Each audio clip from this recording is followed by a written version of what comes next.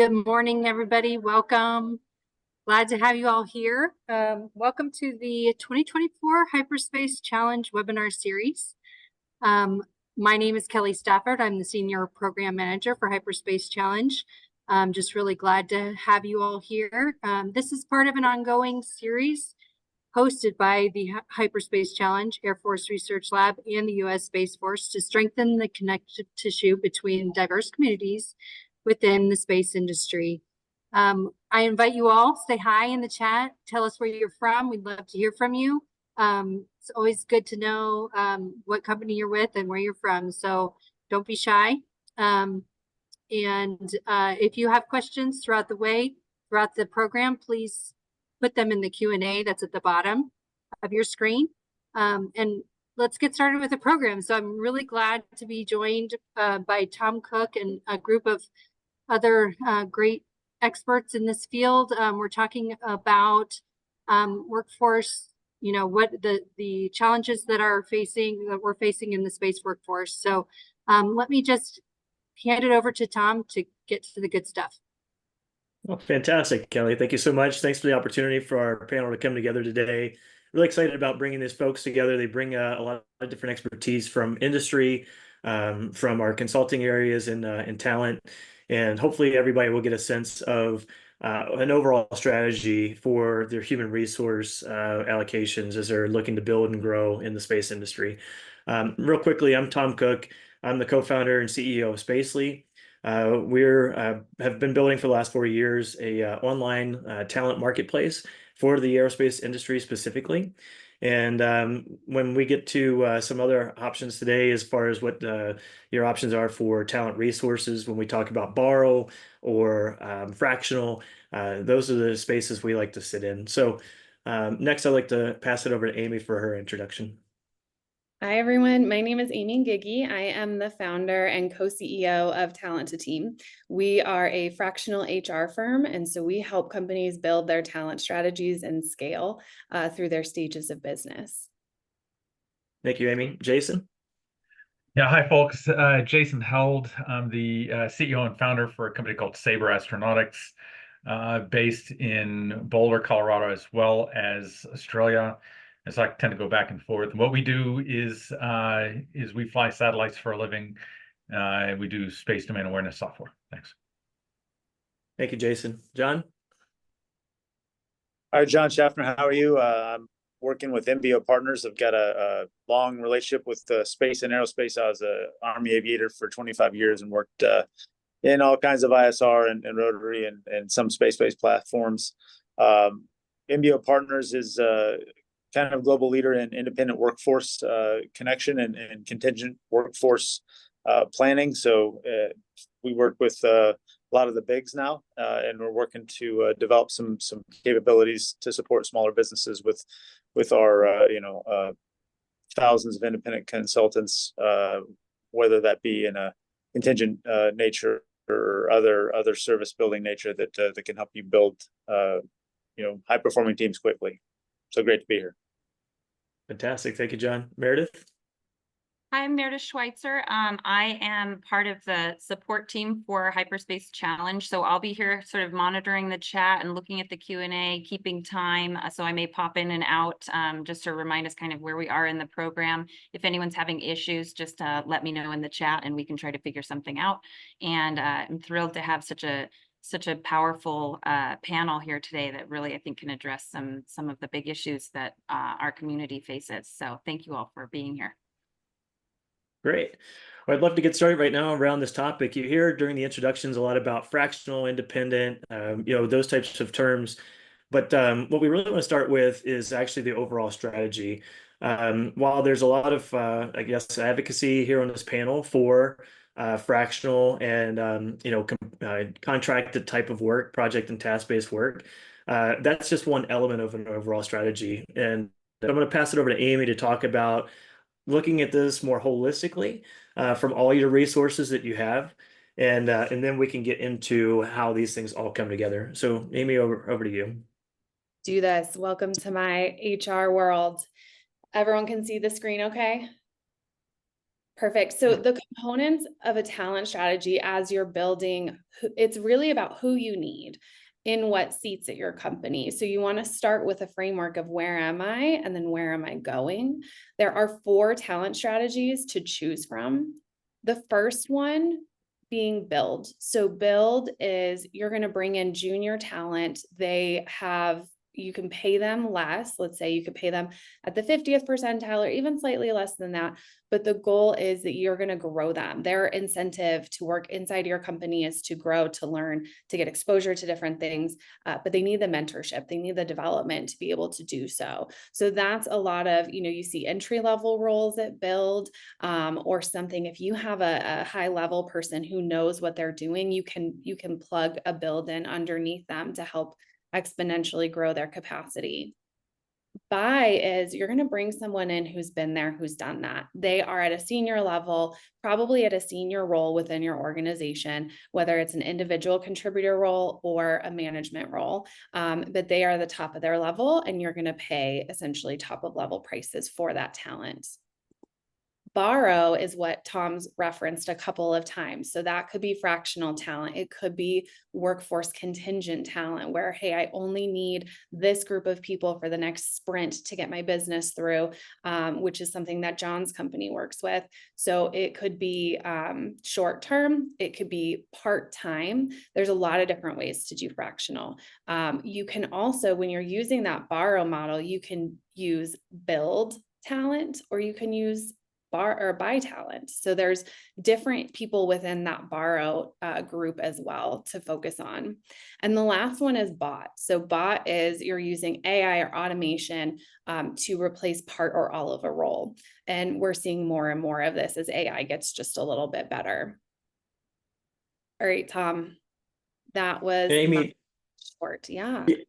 It's perfect. It's a great encapsulation of the choices folks have from digital to human.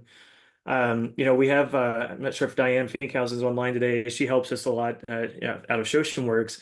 I really refer to her model a lot, which is the digital first, and then if you need human resources, a variable layer, and then and only then a fixed layer after that, because of those costs, you continue to increase as you get to a human fixed resource. Do you believe in that similar model as far as what you recommend to your teams as in approaching the resources and where they come from? Yeah, I think that's a great model. I typically start with human and say, is this a human task or is it human enhanced by bot or is it fully bot? Yeah, because I think, we've seen, and we see this from small companies to large companies, digital transformation efforts, and what are they actually having the digital capabilities do versus what they need humans to do. And again, when we go back to constructing what it is they need to do to get their team to the next phase of growth or whatever they're looking to do, I think in the past, with traditional talent acquisition, people would just look at it and say, I need to hire X amount of people because I need some horsepower, I need some energy. I think what we're trying to show in this panel today to some degree is when we start breaking out the actual work into components and the projects and tasks and create some of that thinking amongst those who have the resources but need the resources to help them grow, and how important it is for them to actually start thinking in those components rather than just I need 5 or 10 people or whatever that might be. Is that accurate? Yeah, I'm at a conference right now, an EO conference, and the co-founder of Meow Wolf was talking about his talent strategy. And he didn't know that you could hire someone project-based or you could hire someone, for a short period of time. So he hired a bunch of W-2s. And then ultimately his burn rate was too high and he had to do layoffs. And so I think what you're introducing into the conversation is flexibility for talent, flexibility for where your talent can meet your business needs at that time.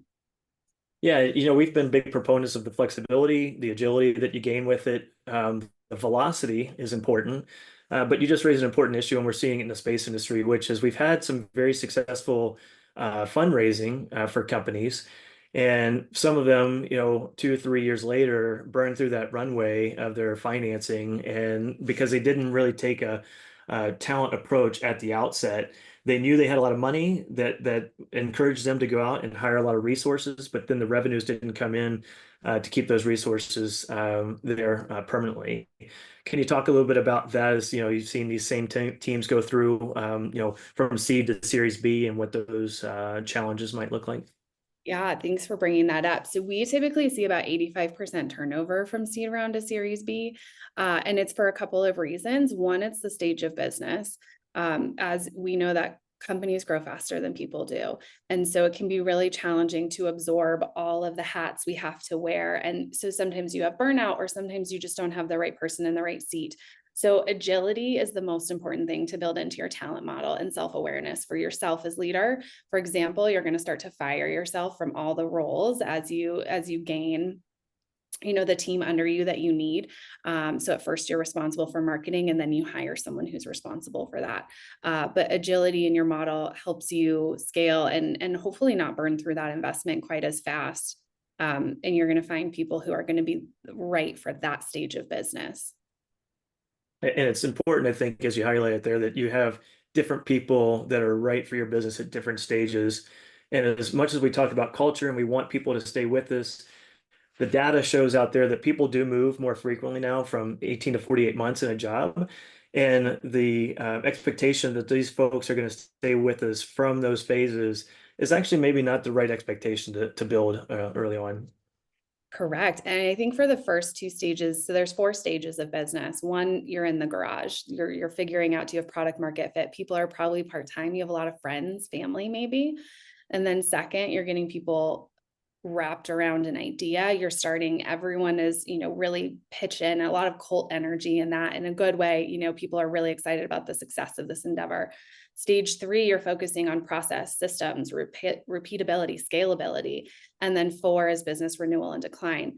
So in the first 2 stages, your career ladders are like chutes and ladders. It's really, people will go from COO to office manager or vice versa really quickly. When you move into stage 3, you start to have more linear goals and tracks, and those are different personas and personalities who do well with or without structure.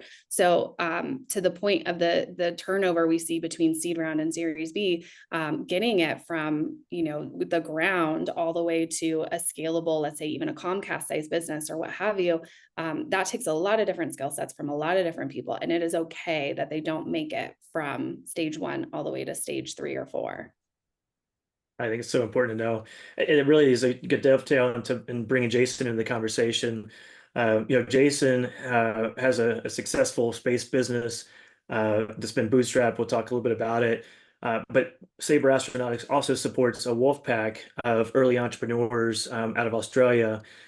And getting, there's been even the Hyperspace Challenge Accelerator, Catalyst Accelerator, there's been a lot of accelerators trying to help entrepreneurs get their ideas and businesses off the ground. Jason, you want to talk a little bit about maybe your start, and then how you've progressed through these stages that Amy's talking about, and where you sit right now, and how that compares to those folks that you've been supporting in the early stages? Yeah, okay. I mean, I could talk forever on this. I'll try and be brief, because I think it really does lay out quite like that. It certainly did for us. I started Sabre back in 2007 at the back end of my PhD, which is not uncommon if you're bootstrapping, right? And at the time, also, there was no investment available for space. So I'm an American, served in Army Space Command, went to Australia for a master's, ended up with a PhD and a wife, graduated with a PhD in, of all things, machine learning, and decided to apply that to space as the business. And spent about 4 years basically treating it almost like a postdoc. So I was selling myself, and that's what you're doing in that first phase. You're selling yourself and your capability, and it's your brain that you're trying to sell, rather than a product market fit necessarily. We ran into a lot of problems just because the timing, if anything, it was not a high point in time for space at that point.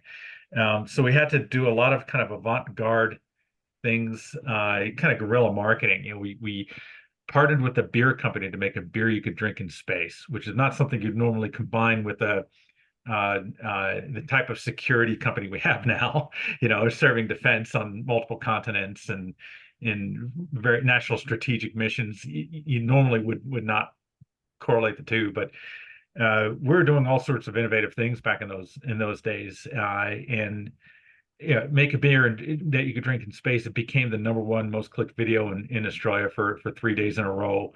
And on the back end of that, we didn't make a lot of money or investment off of that. It was a lot of fun, but we got national recognition, some international recognition. I think at our peak, we had about 500 million views on the product. And the net result was we had every young engineer graduating coming to us for internships. So Sabre became one of the hottest places to get an internship of its day. And so we framed an internship program around it. So our first hires were those young engineers. We couldn't afford mid-career or let alone forget about senior career. We just didn't have the money. So we had really robust junior engineers, very good at what they could do. And they only needed 2 things. One, they needed a superpower. So that was the interview question, what's your superpower? And the other was, what do you want to learn? Because I have to give something back to them because I'm not paying them a full-time salary rate. And so we framed programs around that, formalized it, and maintained it over the years. So it's a big part of Sabre's growth. So as we grow, now that we've got money in the bank and we've got good clients and things like this, that internship programs stayed and matured, and we're starting to focus a bit more on career progression for those mid-career and senior people. So you could say our 3 growth spurts happened, maybe in that early stage, going from maybe a 2 or 3 person consultancy to 7 people, and then a few more years later, you grow it and you build a little bit, and you get your first 7-figure contract, and then you have to have a team. We had about 12 people at that point. And then we started getting those national missions where still 7 figures, but 6 million and 5 million, something along there. And then you have to have a team of 30 to 50 people to manage. And everything that Amy said is spot on true. At every one of those growth spurts, I've had to divorce myself from a thing I had to do, whether it was marketing or office management or accounting, or because doing all those things those early days, I think is important actually when you're training a new entrepreneur for the CEO, the founder, to get in there on the accounting side and learn what's involved. Because when you hire an accountant, you know what you're looking for. And the whole story about fractional hires and turnover rates, we got used to that very early because an intern's only going to stick around for 4 to 6 months at the latest. You don't want them sticking around for 6 months. So that means you as a company founder have to set up processes within your organization to maintain the intellectual capital. It's not just IP, but it's also just knowledge from one person's head. Make sure you got processes that can carry over. And that's kind of a continuing struggle, I think, for any business. Yeah, and I think based on working with your company, it's very fascinating to see also that the approach and the framework you took from the guerrilla marketing to the interns, and being very innovative in your approach and how you were balancing trying to grow versus trying to balance what revenues were available and coming into the company. But the tack that you took was maybe one that said, well, we're really smart and machine learning folks, but we're going to go down this opposite path of beer and space to try to make some name for ourselves. It wasn't to show how smart you were, right? It wasn't to say like you're the best ML company in the world and you need to get all these government contracts coming your way, which I think sometimes happens, right? We fall in love with our own idea and we don't think outside of how can we get other people to view us as people we want to work with, not necessarily the product or service we're trying to sell, right? Because these things do come back to relationships as well. Even though there's a little bit more mobility, I still like to think that space is a small segment. We very much know it's like this, 7 degrees of separation with Kevin Bacon. Everybody knows everyone, it seems like, in the industry. And do you want to talk a little bit about that from a standpoint of you're working with companies that now have formed out of, the internships that you provided. They are now leading other companies. They're now partnering with Sabre. And we've seen that with SpaceX. We've seen that with some others. But what do you see as the value there of those things you took, early on to encourage people to work with your company, and now you're partnering with them as business leaders? Yeah, that's kind of rewarding. I would say that's very rewarding. And it all kind of started around 2014, where the CubeSat market, the small satellite market, was really starting to take off.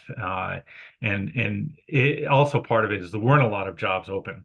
So we get done with an internship, and we had a placement program. We're sending people to MIT and Stanford for PhDs. We're sending people to Planet Labs and Rocket Lab, and some of the government agencies started to pick up Sabre interns. So we kind of made a name for ourselves there. But what was happening was we started getting interns that wanted to do business development. And that was kind of cool, because usually you go to an engineering company. Sabre Astronautics had a name for itself for being avant-garde, a bit of fun, but also we don't take ourselves seriously. It was a cultural decision. It was a cultural decision. Say, okay, we're going to do beer in space because fuck it, why not? Let's have a good time with our lives. Life is short. Let's enjoy it. In the meantime, we're doing these other things. Annoyed some of the people who are very serious people and like to see themselves as serious people, but they got over that eventually, I think. And yeah, the story was around 2014. We started getting interns from Florida Space Coast saying we want to learn business from you. Sure, come on in. That was the first chance I had to actually delegate some business development, business operations type work to another human. So I was excited and got to show him kind of here's all the stupid things I did when Sabre was a startup. Don't do that. That's the advice that you give, because I'm not a formal, at the time I wasn't a formal mentor or anything like that. You see people's LinkedIn mentor of A, B, and C. That wasn't really me, but what was happening was the community were forming startups, and they were looking to Sabre for advice. And so we gathered everyone together and said, well, we have extra space in our offices. And one of the things you need to do as a founder is get an office, get out of your garage, get out of your apartment. It's not healthy to run a business from your apartment. Some people could do it. I personally couldn't, right? So we got everybody together, and then we started forming kind of a hunt as a pack culture within ourselves, which became the name Wolfpack Space Hub. So the idea is you're hunting for a backpack for business. And some of the people were graduating from Sabre, and they were founding their businesses, and they were going to incubators within the area which you had people who were knowledgeable in fintech and mining. Those are the industries that were popular out there at the time, but never done space before. And some of the investors took a very sharp-elbowed approach to business. And to be frank, a lot of the Silicon Valley kind of mentality around incubation has that same kind of, kill or be killed sort of mentality. I do see where it comes from. But we want it to be a bit more counterculture and say, okay, we're going to work together. You're too small to think you're going to kill someone like Lockheed or Boeing. That's not your goal. Your goal is to work together and form supply channels and help each other. And that's kind of where that all started.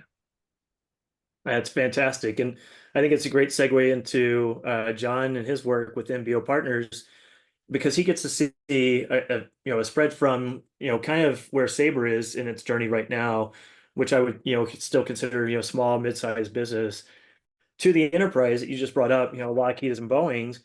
They have their own challenges, right? When you're working at that scale, that's a whole set of different challenges, like Amy mentioned. And they also have the same folks moving in and out. They have additional constraints. They have larger shareholders that are looking for the balance sheets that maybe the small and mid-sized businesses that aren't public. So that's a whole set of different challenges. But at the root of all of this is still the human resources required to make these companies successful. So John, do you want to talk a little bit about, everything that Amy and Jason have brought up so far, how you see that from, kind of this global enterprise perspective at MBO?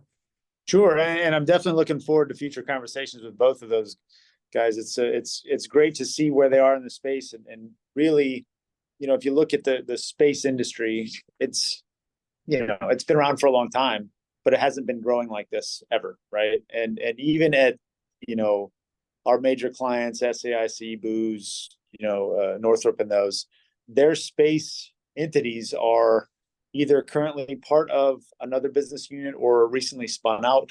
So they're really in a startup kind of a mindset, because the opportunities there and the revenue may not be there yet, for you know, space activities, you know, with some exceptions. But looking at how they're staffing their space related jobs, we're getting a lot of recs and a lot of calls, because the talent in this, you know, area is very specialized, right? And getting more so in a lot of areas. And there's not a lot of people that fit certain roles. So looking at, you know, Amy's model, and literally we're just talking upstairs at a conference I'm at right now about how that works, right? And how an AI agent partner with a human can really compound capability and make somebody who was previously incapable, give them literal superpowers and a high level of capability in a similar role. I think the space industry, from whether it's a big to a Sabre sized company, is going to realize very quickly that they need to figure out how to, you know, take the talent they can get and get it to the talent that they need, and then use project-based modeling and then an MBO partners type solution on top of your existing workforce to really flex to the need of the project at that time. Because you're not going to need, you know, executive level scientists of all sorts all the time, but you're going to need them for part of the time. And ideally you have them for part of the time, or you can, you know, figure out the long way or really get the smart person in there. And these people of that talent level realize their value, and they're doing more so every day. I mean, you look at the same numbers I do, Tom, at a MBO. The number of highly skilled independent consultants is increasing by you know, high single to low double digits every year as a percentage of total workforce. So these people are realizing their value. They're realizing the market need, and they're shifting their workforce style to fit it. So I think you know, as we move forward in conversations with especially technical fields like this, you have to not ignore the independent consultant workforce. I don't know how many companies I've talked to where the conversation goes two ways, right? One way, they know the need, they're in pain, and you provide them an opportunity and they fill it.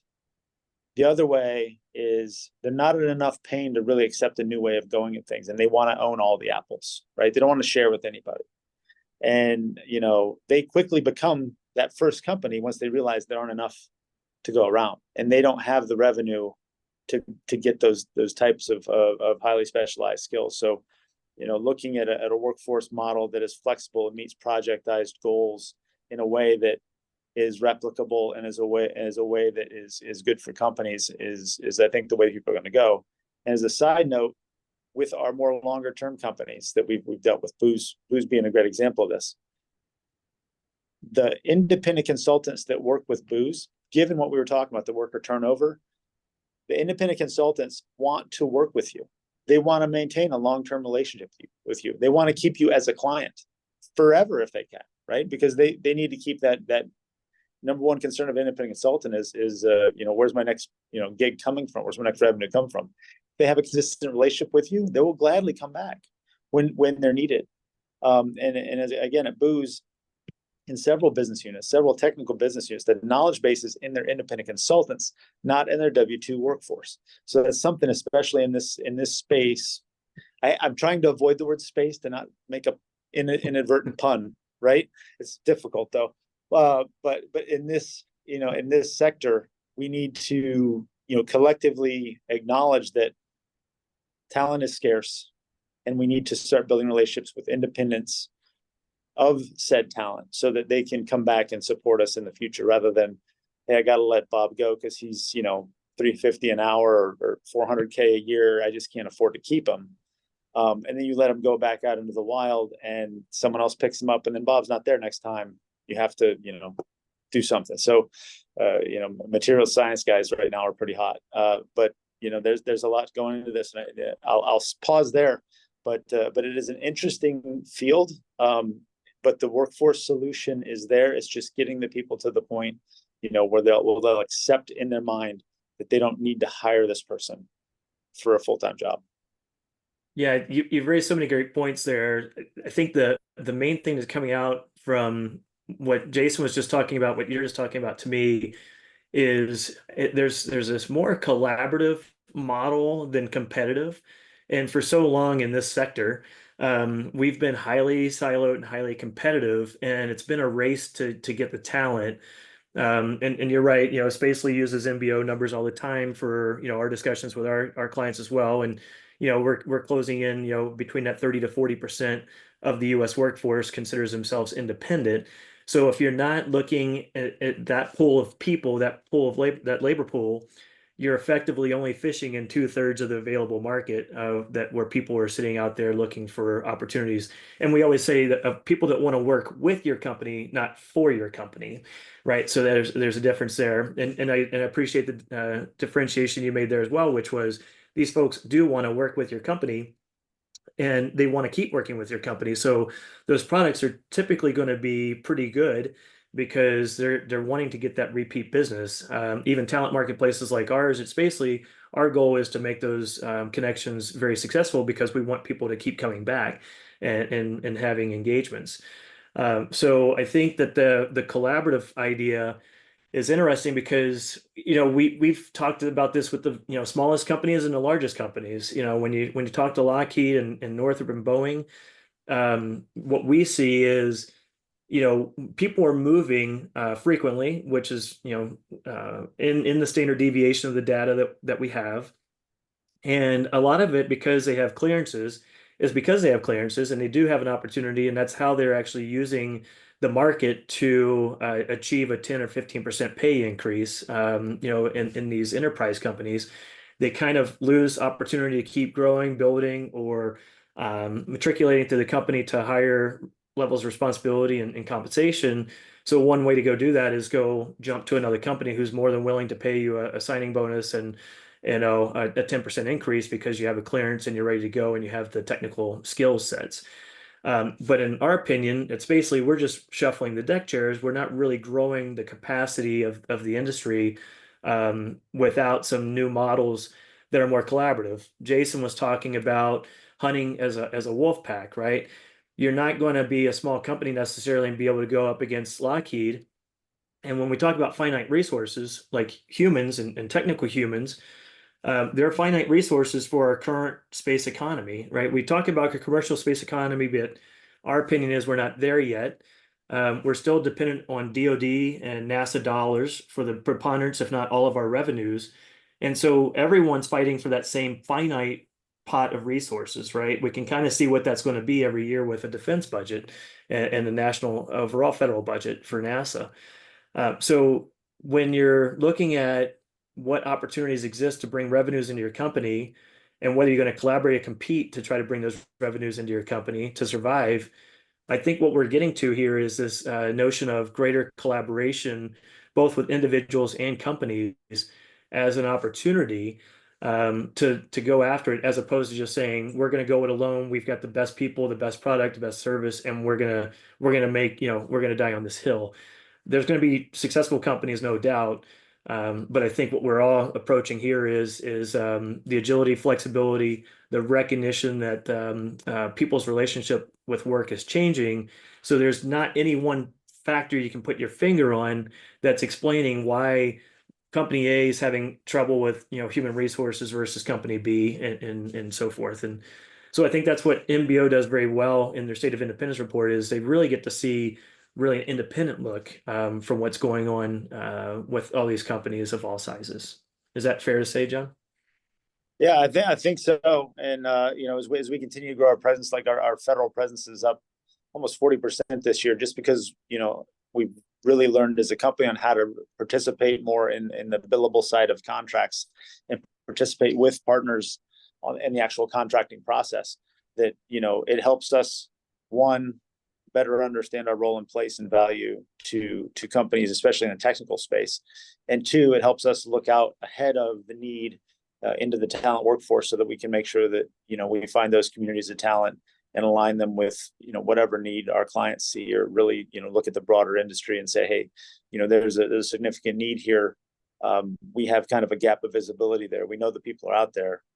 We just make sure that we go out and meet them, right? So, events like this and similar ones in areas where we're growing, relatively quickly is very valuable to us to get on the radar, both of companies that are looking to do business here, but also the talent to say, hey, there's a company out there that can help you and perform a lot of the back office administrative duties that are involved in connecting you in a Miles, our CEO, his new term is recomposable workforce, right? It sounds, what he describes as a task, military task organization, to you and I, but commercializing that and making sure that these companies are understanding that they don't have to, look at a business problem and say, boy, I really have to restructure on that. It's like, no, you should rather have a structure in place where you can build to meet that with a workforce that is there for the task, not necessarily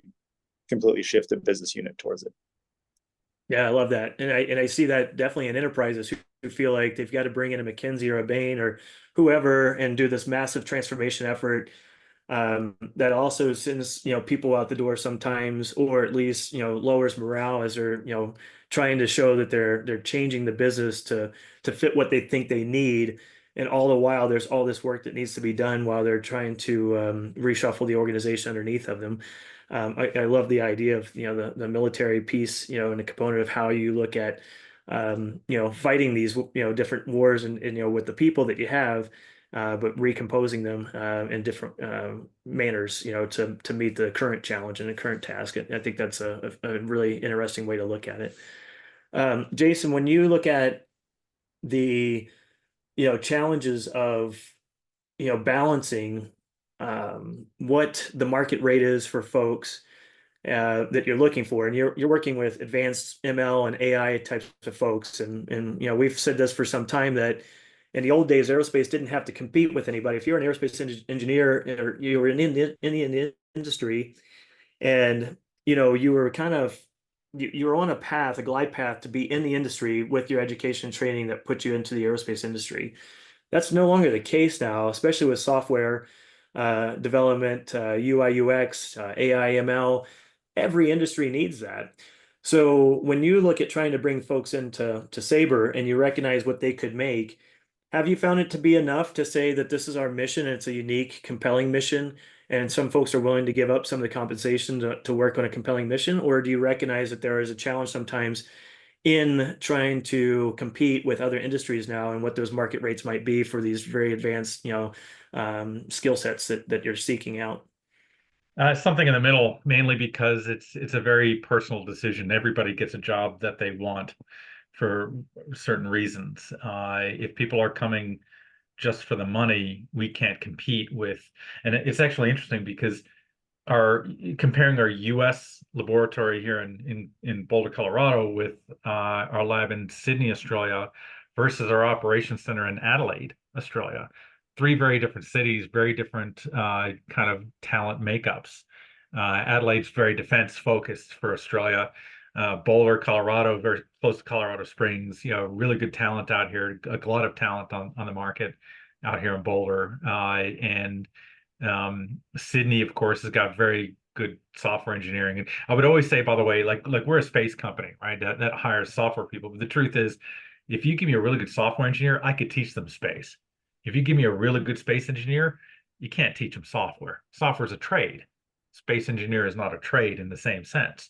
It's as far as a technical skill, right? So we found Sydney's the toughest one, I think, of all three of them comparing, because Sydney is a banking city. So what we'll find is the average salary for a software engineer in Sydney, they'll get hired by the banks. It doesn't matter if you're a machine learning person or a UI UX person.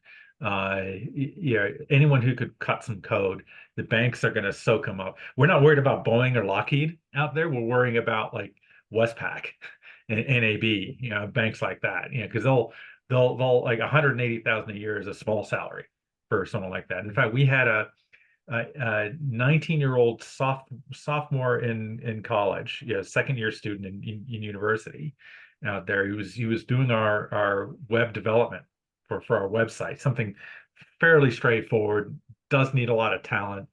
He was good at what he did, but then he quit 6 months later because he got a job offer for $180,000 a year at one of these banks.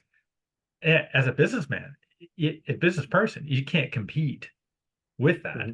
You do not print money for a living.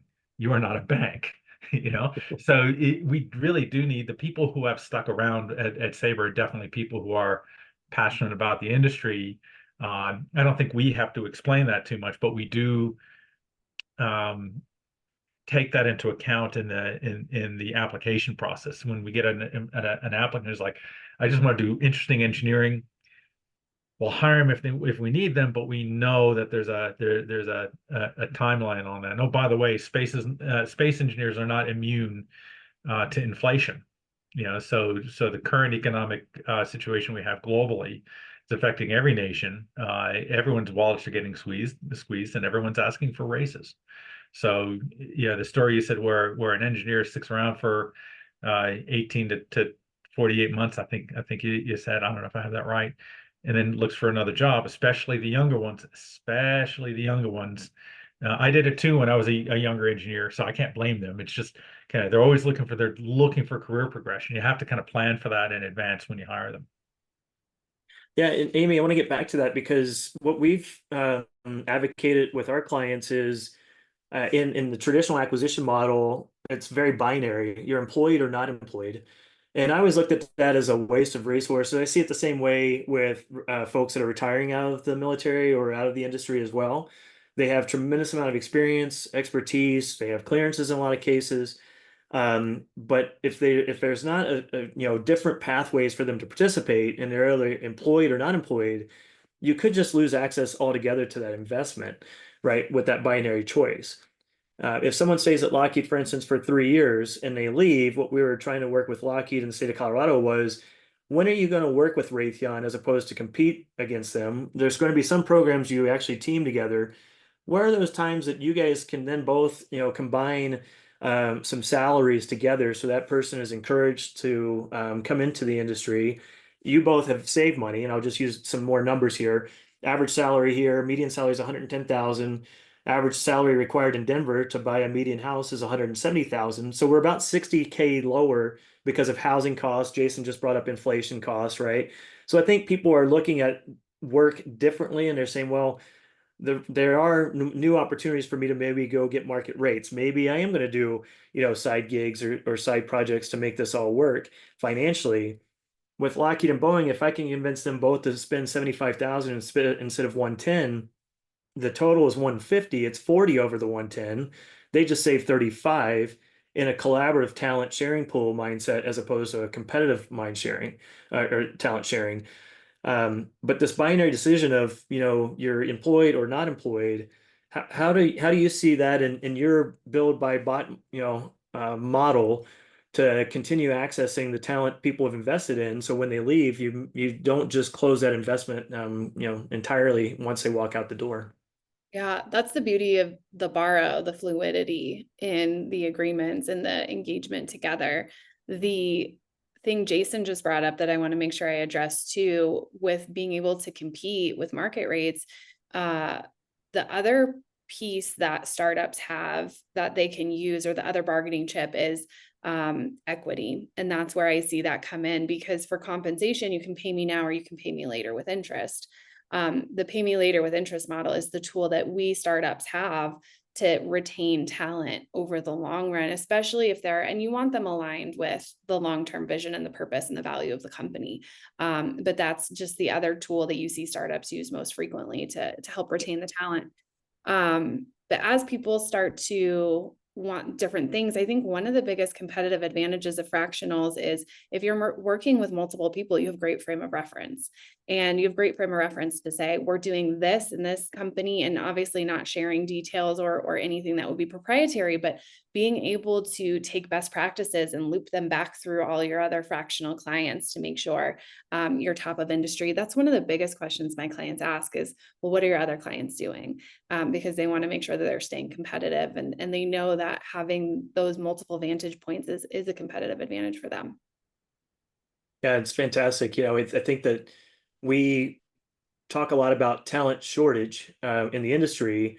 And I, at least at Spacely, we talk a lot about, we don't believe there's a true talent shortage. I definitely agree that there's a decreasing number of STEM graduates, which the industry tends to chase.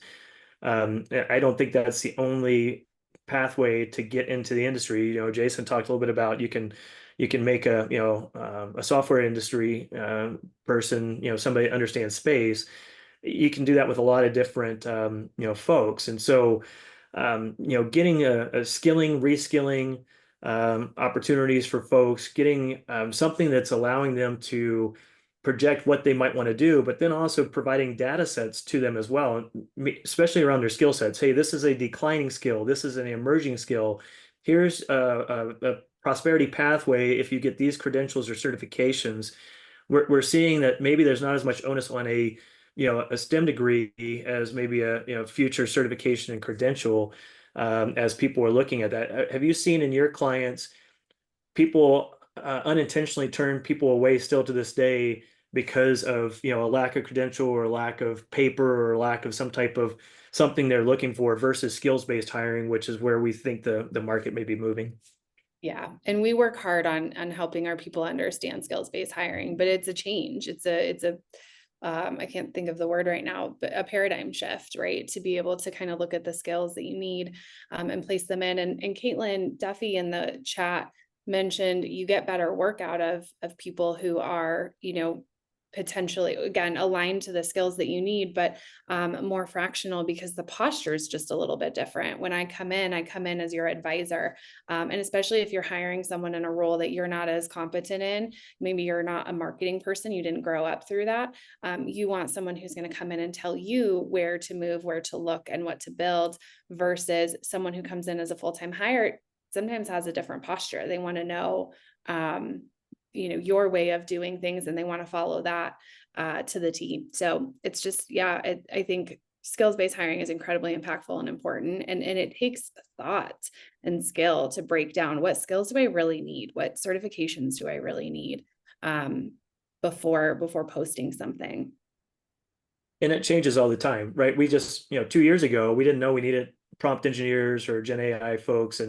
And so people that were in a 4 to 6 year, talent pipeline for traditional STEM come out, and some of the landscape underneath their feet have changed and said, well, we're not going to need that skill anymore, even though you've worked the last 4 to 6 years, because things are changing somewhat rapidly under your feet. Yeah. And there's the other thing that's coming up for me is just the speed of which you can deploy people with that skills-based hiring, because they know it well, they're going to come in and they're going to do it. Yeah. John, are you seeing that with, I think as you're advertising your services to your enterprise clients, we've hit a little bit on velocity here. I think that's another thing here. We see typically a year or so to onboard and about $100,000 here in the aerospace industry. Only for, again, people to leave in that standard deviation curve. And again, if it's binary, you lose access to any bit of that investment when they walk out the door. But what are you seeing from a velocity standpoint, John, with your enterprise clients and trying to convince them of the velocity like Amy's talking about that they can gain? Yeah, so that's a great point, and thanks, Amy, for bringing it up. If you have previously engaged with a independent consultant on a project, the similar project comes up, you're not looking at a year rolling, you're looking at a week, right? I had an experience just a few weeks ago where a client said, hey, I've got this guy that I really want, but he's going on this,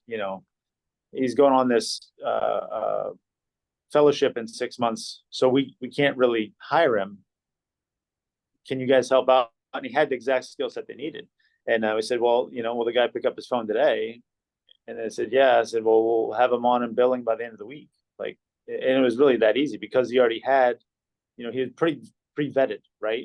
We call a lot of it, pre-vetted talent, where it either has past experience with your company or past experience with another partner in that, similar exact role. So you're not worrying about all the admin and all the indoctrination that you may have to get as you go and be a W-2 member of one of these companies, because you got to have your culture training, your other stuff.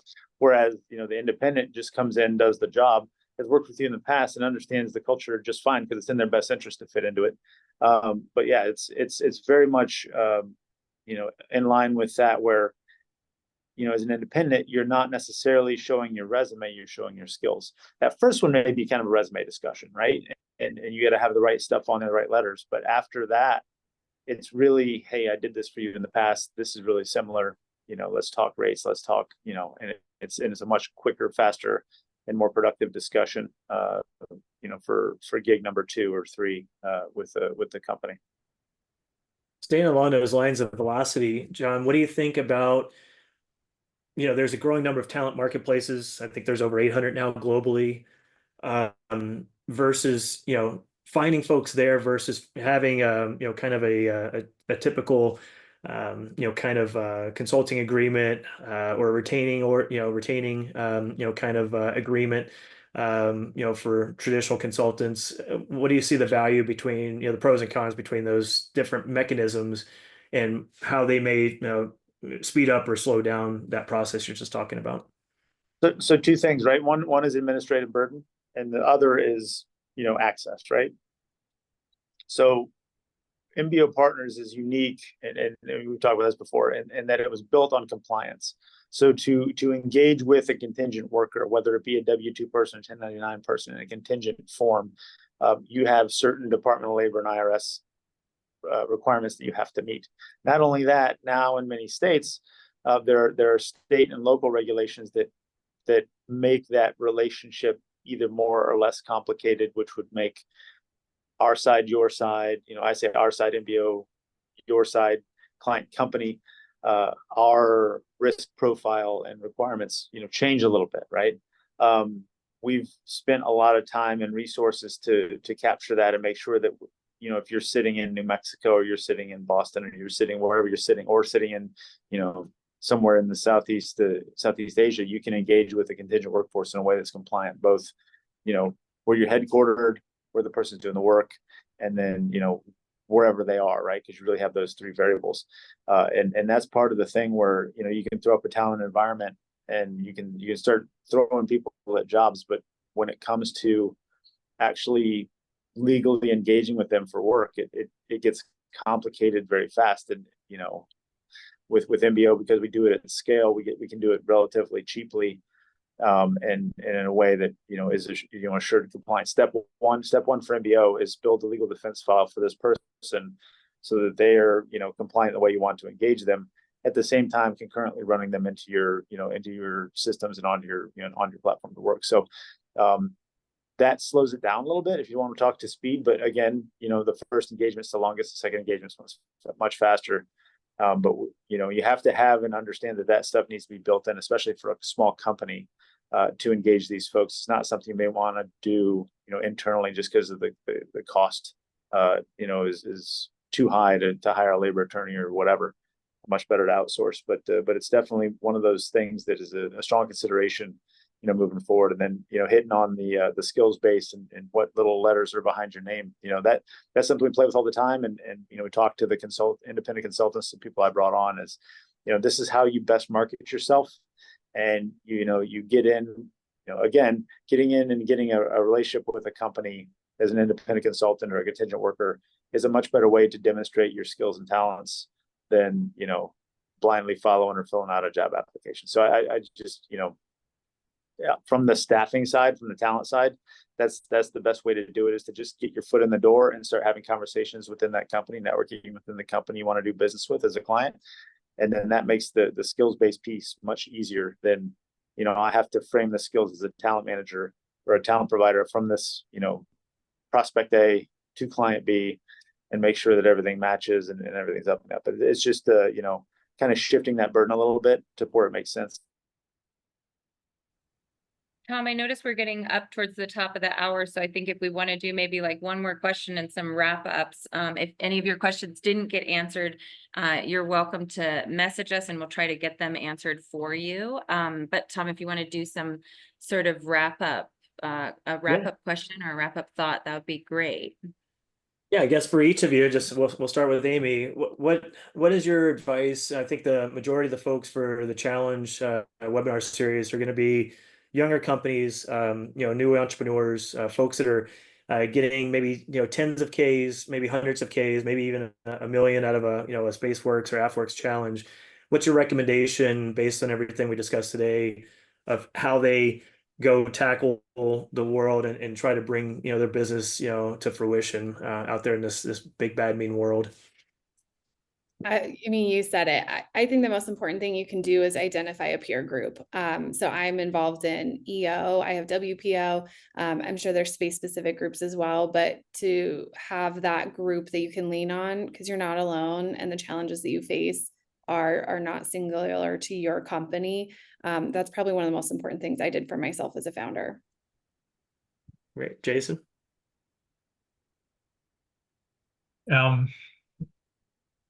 Yeah, I don't know what to add to the conversation we've already done. I definitely agree. Find your peer group. Yeah, everybody's going through their own form of stress in life. I've found companies that have hundreds of millions of dollars of investments. You look into their eyes and you see $100 millions of problems.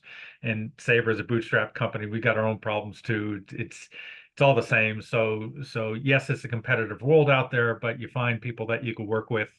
You have a hunt of the pack mentality. Realize if people are going to shoot bullets at you, know that where it's coming from. People having their own stress, and that's kind of the way I process it. John? Hey, from two sides to this coin as a company, make sure you have an open mind as to where your next bit of talent and resources are going to come from, and as a talented individual, realize where your best value is, and make sure you leverage that, and kind of share your talents and skills with the world, because you're going to do it whether you mean to or not. It's better to do it consciously than unconsciously. It's been great being here, and thanks again, Tom, and everyone else for the invite. Well, thank you, everyone. I see Kelly came back on here. I just want to mention quickly that the Hyperspace Challenge does these webinars once a month. The next one will be October 17th. And I think Annie's going to put the link in the chat if you want to register for the October 17th event, which will be looking at the opportunities for foreign companies to be taking advantage of, and what you sort of need to do to be able to play in the US market. And Jason, your company is a great example of an organization that has navigated those waters. So his company is a great one to look at for understanding that back and forth and the kind of global perspective. And I want to just take a moment to thank all of our panelists today for taking the time out of their schedules to participate in this and share some knowledge. And Kelly, did you have any last words you wanted to add before we all say goodbye here? I just wanted to say thank you all. It was great. And I know that the audience definitely learned a lot. So really appreciate your time. I appreciate the audience coming, and just everybody have a great day. Thanks, everyone. Thanks.